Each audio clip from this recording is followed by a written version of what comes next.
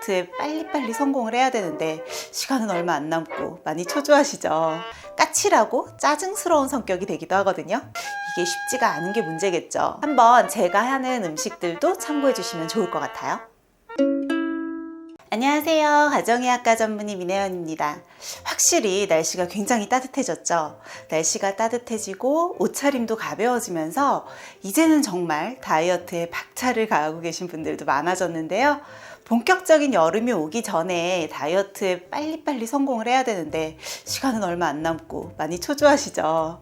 올바른 다이어트는 식단과 운동이 모두 병행되어야만 하지만 지금처럼 급할 때에는 사실 식단에 좀 더 신경을 쓰는 게 더 효과적인데요. 그래서 오늘은 다이어트 식단에 대해서 천천히 설명을 드릴게요.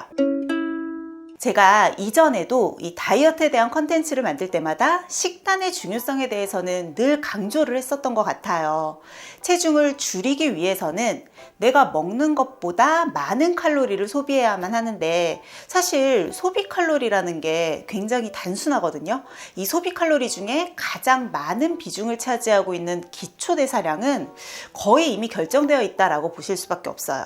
내 몸에 있는 체중 그리고 내 몸에 안에 있는 체성분 같은 것들은 크게 변할 수가 없잖아요. 그렇다 보니까 결국은 소비 칼로리를 늘리기 위해서는 운동량이나 활동량을 통해서 늘려야만 하는데 이게 쉽지가 않은 게 문제겠죠. 그래서 효과적으로 체중을 줄이려면, 특히나 좀 더 손쉽고 빠르게 줄이려면 먹는 칼로리, 즉 식단에 좀 더 신경을 쓰시는 것이 훨씬 더 유리합니다. 자, 우리가 섭취하는 영양소 중에서도 에너지원, 즉 칼로리를 가지고 있는 것은 3대 영양소예요. 탄수화물, 단백질, 지방 이 세 가지 종류밖에 없거든요. 그것 말고도 비타민이나 무기질 같은 영양소는 실질적으로 열량, 칼로리를 가지고 있지 않습니다. 그래서 다이어트를 할 때는 탄단지의 양과 비율이 중요하다고 강조를 하는 거죠. 영양학적으로 가장 우수한 탄수화물 대 단백질 대 지방의 비율은 5대 3대 2 또는 5대 2대 3 정도의 비율을 추천을 해요. 탄수화물은 이 세 가지의 에너지원 중에서도 가장 우선적으로 에너지를 만들어내는 영양소이다 보니까 어느 정도 이상은 섭취를 해줘야지 내 몸에서 정상적인 대사활동 그리고 면역활동도 훌륭하게 해낼 수가 있는 거죠. 자, 하지만 내가 다이어트를 할 때에는 이 이상적인 비율이 조금 달라지게 됩니다. 다이어트를 하면서도 운동량이나 활동량이 굉장히 많다면 이 비율대로 그대로 유지를 하셔도 되는데요. 활동량이 많지도 않고 먹는 게 줄어서 움직임도 많이 줄었다면 과감하게 탄수화물의 비중을 줄이시는 것이 좋습니다. 탄수화물은 가장 먼저 또 가장 많이 에너지원으로 사용이 되지만 자칫해서 다 쓰지 못하고 내 몸 안에 남는다면 지방으로 저장이 되거든요. 탄수화물이 우리 몸속으로 흡수가 될 때에는 가장 작은 단위인 포도당의 형태로 들어오는데요. 에너지원으로 다 쓰지 못하고 남는 포도당은 일단 글라이코겐이라고 하는 에너지로 전환이 빠른 형태로 일단 저장을 해요. 문제는 이 글라이코겐은 저장할 수 있는 양에 한계가 있다는 겁니다. 그래서 글라이코겐으로 저장하고도 남는 포도당은 지방의 형태로 저장을 하게 되고요.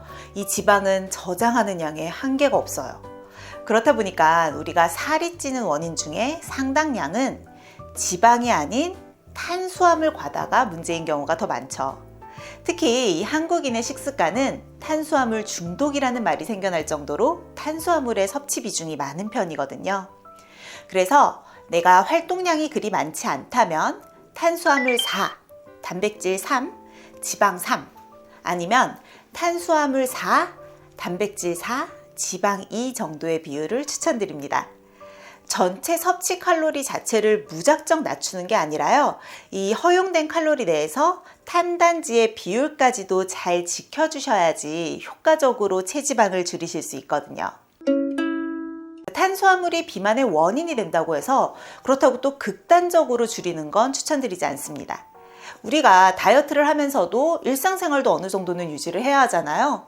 우리 공부도 해야 되고 또 업무도 보고 해야 되는데 우리의 뇌는 탄수화물, 즉 포도당만을 에너지원으로 사용하거든요. 이외에도 혈액 내에 있는 일부 세포들이나 또 면역세포들도 탄수화물이 있어야지만 제대로 기능을 할 수가 있다 보니까 적어도 전체 섭취 칼로리에서 30에서 40% 정도는 유지를 해주시는 것이 좋습니다. 게다가 이 탄수화물 섭취를 제한하면 세로토닌이나 도파민과 같은 신경 전달 물질의 분비에도 영향을 줘서 까칠하고 짜증스러운 성격이 되기도 하거든요. 그러니까 우리의 원활한 사회생활을 위해서라도 탄수화물 30-40%의 비율은 꼭 지켜주시는 것이 좋아요. 자, 탄수화물을 섭취하실 때는 가급적이면 정제되지 않은 통곡물 형태를 추천을 드리는데요. 혈당을 천천히 올려서 지방으로의 전환을 줄일 수 있거든요. 그래서 흰쌀밥보다는 현미나 보리 같은 잡곡밥이 더 좋고요. 또 빵을 드시고 싶다면 통밀빵, 면 종류도 통밀 파스타가 혈당을 비교적 천천히 올리니까 추천드릴 수 있어요. 자, 저는 요즘 탄수화물 원으로요, 오트밀을 주로 이용을 하거든요. 예전에 오트밀만 먹었을 때는 뭔가 뭐 종이 씹는 맛 같은 좀 무맛이라거나 또는 맛이 좀 없다라고 생각해서 잘 안 먹었었는데 저탄수 베이킹 재료로 아주 유용하게 쓰고 있고요. 특히나 이 오트밀이라는 게 물이나 우유랑 만나면 충분히 부풀어서 포만감이 아주 좋더라고요. 그리고 또 바쁠 때에는 미역국 같은 국에 넣으면 5분도 안 돼서 맛있는 오트밀 죽으로도 먹을 수가 있어요. 여러분들도 한번 활용해 보시면 좋을 것 같아요. 또 단백질 원으로는 식물성 단백질과 동물성 단백질을 모두 골고루 섭취하시는 것이 좋겠죠. 콩을 이용한 요리를 통해서 식물성 단백질을 좀 섭취해 주시고요. 또 육류나 생선과 같은 어류를 통해서 동물성 단백질을 섭취하시는 것도 좋습니다. 보통은 단백질하면 소고기나 닭고기 같은 육류를 많이 생각하시는데요. 저는 연어나 아니면 대구살 같은 생선류도 좋더라고요. 또 요즘은 해동시켜서 굽기만 하면 바로 먹을 수 있도록 잘 손질돼서 나오기도 하고요. 또 고단백일 뿐만 아니라 불포화 지방산까지 풍부해서 뭐 구이나 튀김, 또 샐러드로도 잘 활용을 하고 있어요. 자, 마지막으로 드셔야 되는 지방은 가급적이면 포화지방보다는 혈관 건강을 도와주는 불포화지방산의 섭취를 높이는 것을 추천드립니다. 주로는 불포화지방산은 올리브오일이나 견과류, 또 생선 종류에도 풍부하게 들어있으니까 참고해 주시면 좋을 것 같아요. 복잡하게 이런 식단 어떻게 다 챙기면서 먹어? 라고 생각하시는 분들도 분명히 계실 거예요.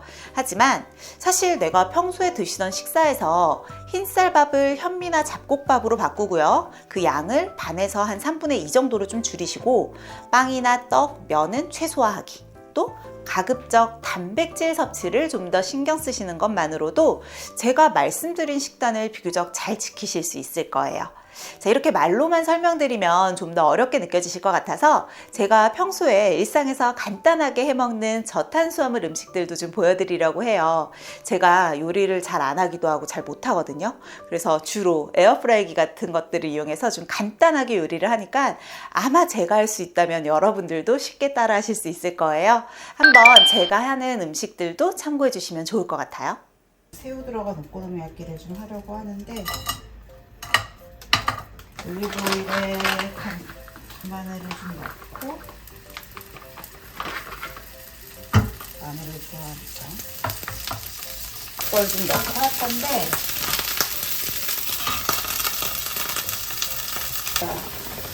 양배추에 물이 좀 있을 건데 충분한 양을 넣어주셔서 숨을 죽으면 얼마 안 남습니다. 다이어트 레시피는 사실 제가 뭐 생각을 해서 하는 것도 있지만 저도 인스타나 유튜브 같은 데서 보고 많이 따라 하거든요. 숨이 죽으면 계란을 쭉 붓는데 저는 계란이 작아서 3개 정도 섞었어요. 뒤집었는데 꽤 그럴싸하지 않나요? 저는 여기에 치즈를 좀 더 넣을 건데 이때 치즈 선택하실 때 주의하셔야 되는 건 뒤에 성분표를 봐서 자연 치즈 함량이 높은 걸 쓰셔야 돼요. 90% 이상.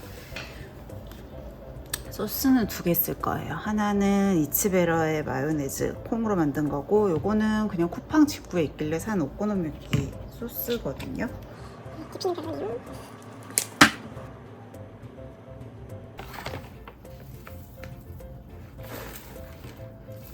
오, 비주얼은 꽤 그럴싸합니다. 이거는 출출할 때 먹는 간식인데요.